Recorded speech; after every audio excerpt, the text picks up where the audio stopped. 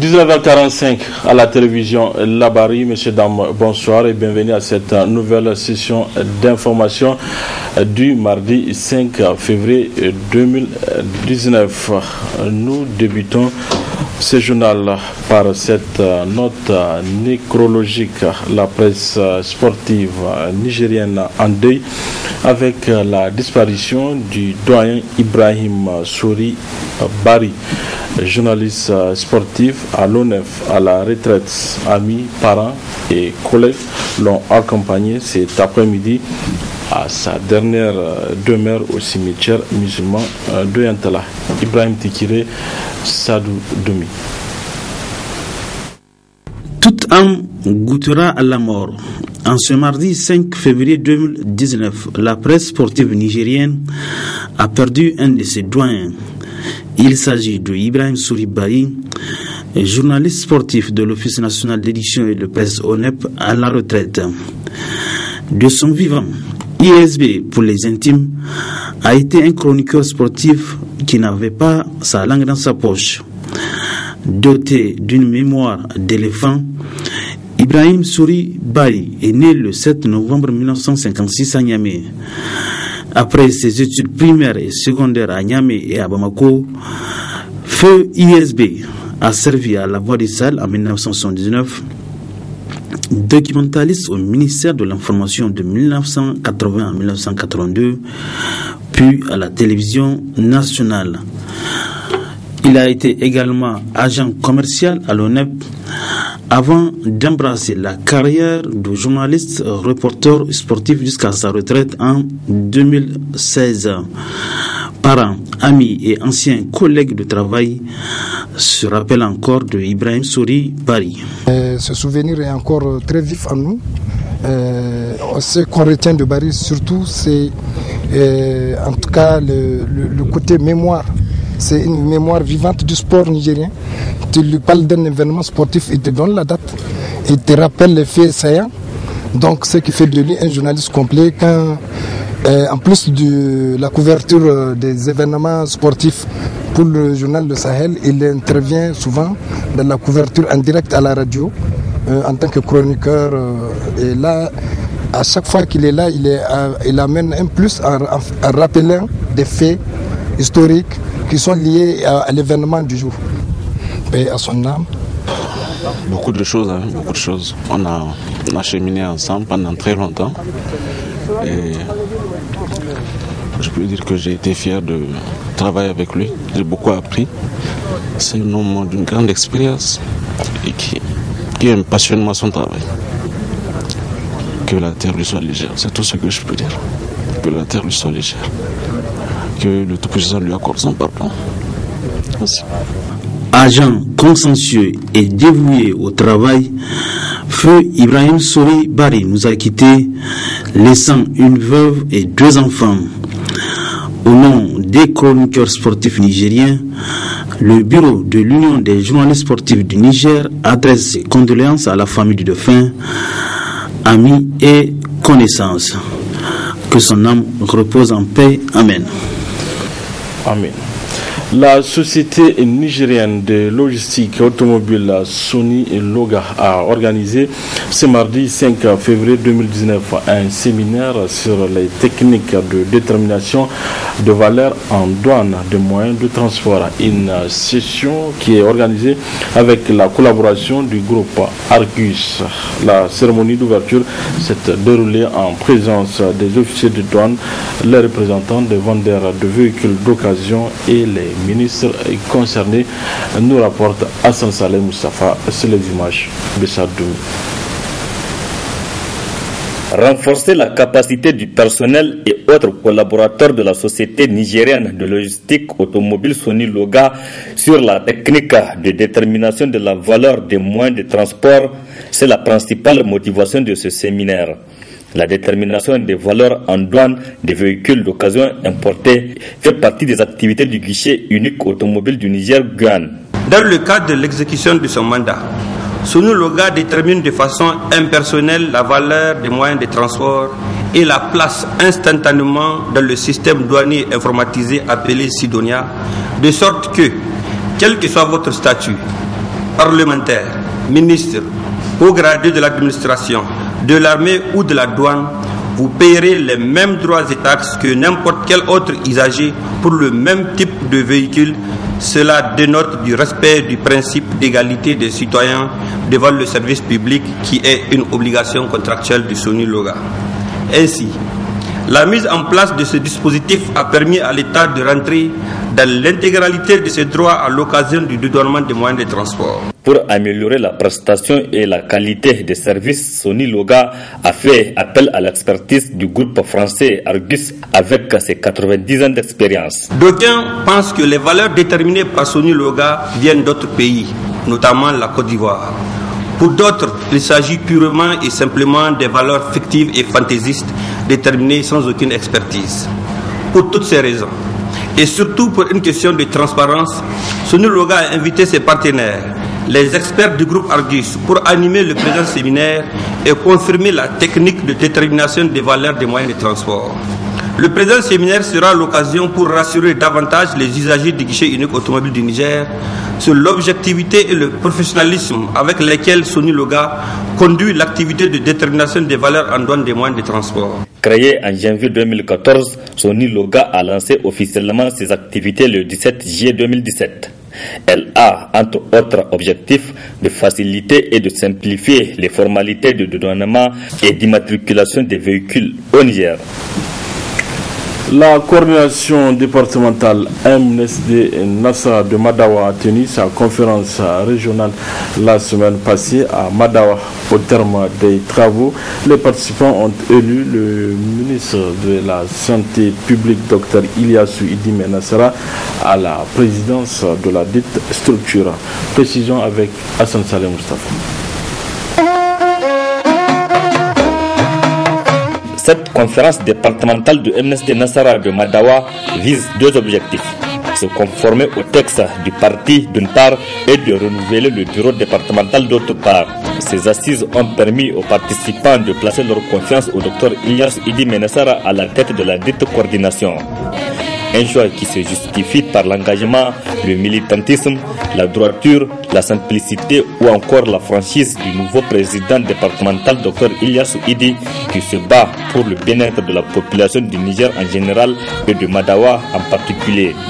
Donc, c'est en guise de reconnaissance que les 264 délégués départementaux ont à l'unanimité décidé de confier cette lourde tâche au Dr Ilyasu Idime Nassara. Nous, militantes de MNSD Nassara de 5 communes rurales, donnons toute la candidature du Dr Idime Nassara au poste du coordinateur départemental de Mada au titre de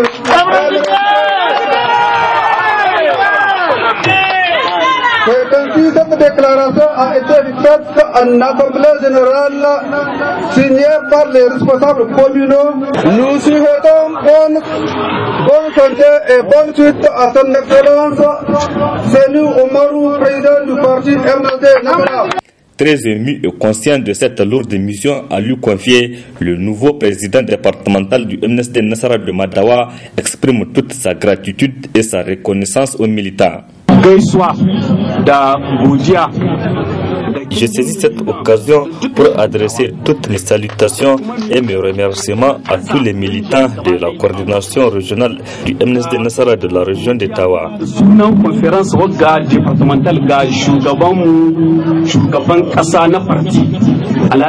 Et particulièrement ceux de Madawa pour cette marque de confiance, mais aussi pour le soutien au président national du parti, El Hadj Senou Oumarou. Ce nouveau bureau de la coordination MNSD Nassara de Madawa, présidé par Dr Ilyas Idime Nassara, a pour secrétaire général Mohamedou Orji, trésorier général Malam Kabiru et 5 vice-présidents au titre de Sabangida, Urno, Bangui, Galma et Azorori. La coordination départementale du MNSD de Madawa réaffirme tout de même son soutien au programme de la renaissance du président de la République, Issifou Mahamadou.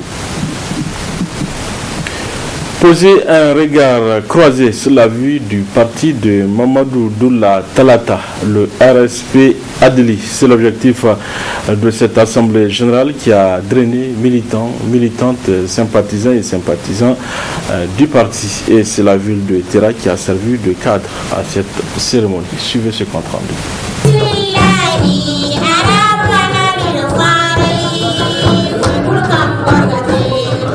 À l'état-major de la rédemption pour le salut du peuple, l'agenda est clair. L'activité politique a une fréquence qu'il faudrait bien respecter. Ici, il y a lieu de souligner que la politique a un temps et le travail doit avoir son agenda. Le choix de Terra dénote simplement la très haute considération pour le monde rural. La thématique se colle à l'actualité. L'action militante en zone rurale. Après quelques années de suspension de nos activités, va démontrer le réveil de notre parti et la décision pour notre parti aussi de reprendre pleinement ses activités dans la droite ligne de la construction d'un Niger nouveau, dans la paix, la prospérité et surtout la fraternité et la solidarité. Nous comptons sur vous pour que vive ce parti qui n'est pas le mien. Je n'en suis que le créateur, le fondateur, mais c'est un instrument, c'est une main qui est entre nos mains, qui nous appartient à nous tous. Nous pensons qu'avec ce nouveau parti, nous allons probablement poser des actes, surtout en faveur de la postérité, nos enfants, nos petits-enfants. Il faut que nous puissions leur créer et céder un espace viable, stratégique, qui leur permette un épanouissement total et une promotion humaine générale pour tout notre pays. À cette assemblée générale du RSP Adli, autorités coutumières, autorités politiques et administratives y étaient pour simplement témoigner de leur sympathie à ce digne fils de Terra.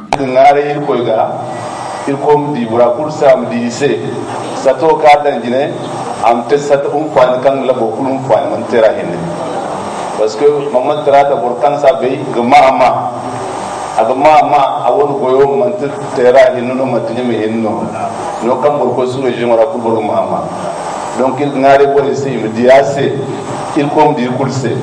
Le RSP Adli, la perche de l'avenir.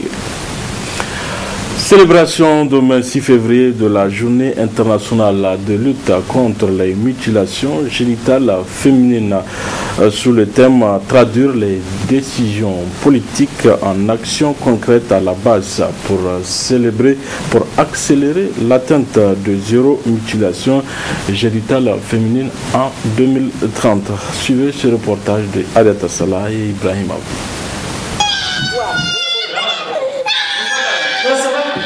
Ce sont ces genres de pratiques inhumaines que le comité nigérien des pratiques traditionnelles néfastes CONIPRAT combat au quotidien pour sauver la vie de ces jeunes filles.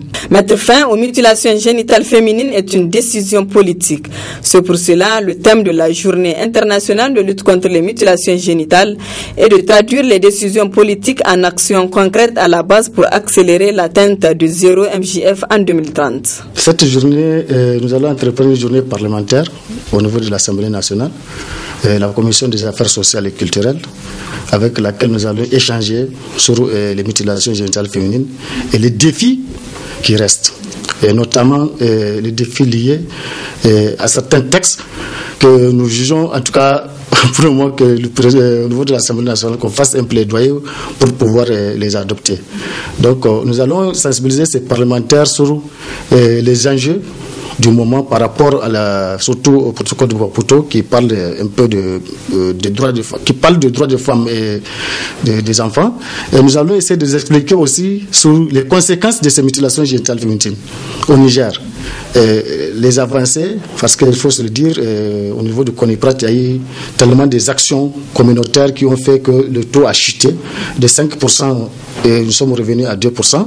Et essayer de voir si ces décideurs-là, notamment les parlementaires, eux aussi, peuvent contribuer à travers des actions de sensibilisation au niveau des populations rurales qu'ils représentent au niveau de l'Assemblée nationale. À ce jour, le Niger ne dispose d'aucun plan d'action national sur les pratiques traditionnelles néfastes, incluant les mutilations génitales féminines. Quand on parle de mutilation de façon générale, je peux dire que même les Hausa et les Jarma le font, mais ils font une autre pratique qu'on appelle les Danguria en Hausa.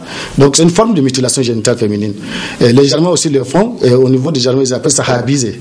Donc c'est une autre forme aussi de mutilation génitale féminine. En tout cas, la communauté qui pratique ça le plus, c'est les Gourmandiers, avec un taux de 65% de femmes excisées.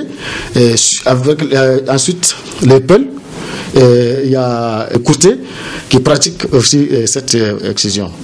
Cette pratique, elle est beaucoup plus importante au niveau du long du fleuve Niger. Le Niger est le seul pays en Afrique de l'Ouest à ne pas ratifier le protocole de Maputo qui, en ses articles 2, 5 et 6, appelle les États à interdire et condamner toutes les formes de pratiques néfastes qui affectent négativement les droits des femmes. Créé pour le dépistage et la prise en charge des personnes atteintes du cancer, notamment gynécologique. Ce centre ne dispose malheureusement pas de matériel adéquat pour répondre à sa mission. Ce qui a suscité ce reportage de Asma Hussein. Au Niger, un centre de dépistage du cancer a vu le jour pour lutter efficacement contre cette maladie. Cependant, le dit centre manque cruellement de moyens, toute chose que décritent les responsables du centre. On va lancer un dépistage du cancer du col de l'utérus. On va dépister ces femmes-là. On aura peut-être une dizaine de femmes qui viendront et qu'on va découvrir le cancer du col de l'utérus chez elles. Qu'est-ce qu'elles vont faire? Elles vont venir chez nous, les cancérologues. Parce qu'au Niger, on n'est que 2 cancérologues qui avons fait toute la formation de cancérologie. Elles vont venir nous voir, ces femmes. Et qu'est-ce qu'on va leur dire? Vous n'avez pas le moyen de traitement au Niger, donc on ne peut rien faire pour vous. Choqué par cette situation qui met en danger la vie des femmes, Dr Dile lance cet appel. Le centre de radiothérapie est créé depuis presque 10 ans maintenant. Mais la création, ce n'est pas la fonctionnalité. Cette radiothérapie est inexistante. Jusqu'à l'heure où je vous parle, il n'y a pas de radiothérapie fonctionnelle au Niger. C'est pour ça que je demande aux femmes, parce que c'est elles qui ont le cancer. C'est elles que nous voyons tous les jours à des stades où on ne peut même pas en parler tellement c'est dramatique. Il faut qu'elles se réveillent, les femmes nigériennes. Il faut qu'aujourd'hui l'espoir renaisse. Mes soeurs, mes mères, il faut que vous veniez, qu'on aille ensemble, qu'on marche ensemble pour que l'accès aux soins soit là. Les autorités en charge de la santé doivent prendre toutes les mesures nécessaires afin de doter ce centre en radiothérapie permettant de lutter efficacement contre le cancer du col de l'utérus et sauver la vie des personnes atteintes. Voilà, messieurs, dames, c'est tout pour ces 19h45 de la télévision Labari. Merci à vous de l'avoir suivi. Au revoir.